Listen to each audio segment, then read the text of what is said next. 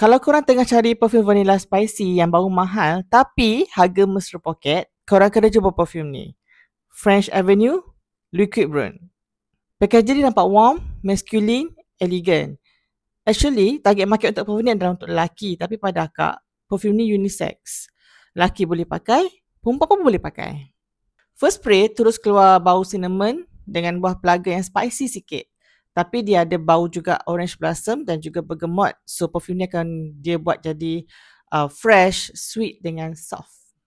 Lepas beberapa minit, dia akan jadi smooth, creamy sangat. And dia juga ada bau vanilla. So basically perfume ni dia akan jadi vanilla yang sweet, ada nutty sikit, warm and very date night.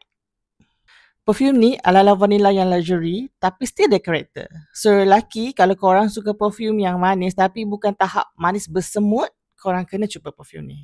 Perfume ni, ketahanan dia memang diakui sangat padu. So basically 6 jam ke atas tu memang lepas lah. So kalau korang nak lagi tahan lama, korang spray dekat baju. Projection dia padu, orang sekeliling boleh bau, cuma dia bukan level yang buat sesak satu bilik. So no worries. Liquid Brown ni perfect untuk nak pergi dating, pakai malam, pergi event, nak pergi office pun boleh. Cuma kena kurangkan spray. So korang, team fresh ke team vanilla spicy?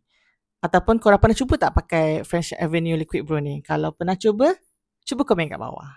Jangan lupa like, follow dan share untuk lebih banyak perfume review dalam bahasa Melayu. Bye!